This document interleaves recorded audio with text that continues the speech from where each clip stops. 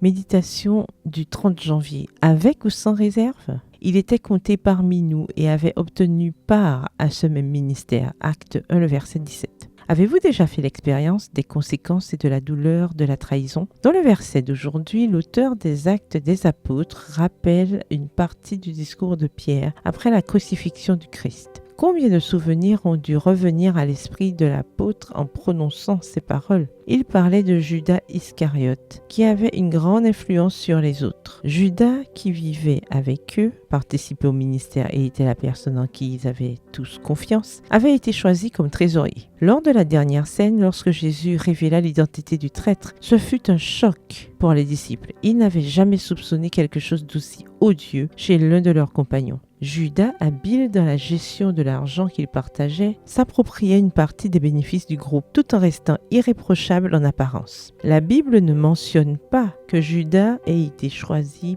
par Jésus comme les autres. Cependant, qu'il se soit porté volontaire ou qu'ils aient été choisis pour l'apostolat, il a été accepté dans le groupe par Jésus. En participant à la vie quotidienne de Jésus en tant que témoin de tant de miracles et d'enseignements, Judas aurait pu avoir un caractère transformé, mais l'histoire se termine tragiquement. Comment cela a-t-il été possible? La réponse est que Judas était réticent à se donner au Christ. À l'extérieur, il était une personne, à l'intérieur, il en était une autre. À l'extérieur, il était pieux, il appartenait à Jésus, mais son cœur ne lui appartenait pas entièrement. Il chérissait le mal et la dépravation. Judas a choisi de ne pas se livrer entièrement. Dans le livre Jésus-Christ et les Noyés, il décida donc qu'il ne s'unirait pas au Christ d'une façon si intime qu'il ne puisse se dégager. Extrait du livre Jésus-Christ au chapitre 76 à la page 648.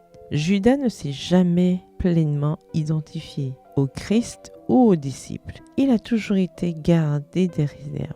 Il observait les attitudes du Christ et se mettait en colère lorsque celui-ci déclarait que son royaume n'était pas de ce monde. Ces réserves l'excluaient du ciel. Garder des réserves sur le Seigneur nous fait reculer devant les risques, les sacrifices et les pressions. Pierre a été prompt à renier Jésus, mais il a renoncé à sa faiblesse pour ne plus avoir de réserve. Contrairement à Judas, il s'est donné entièrement au Maître et a été loyal jusqu'au bout.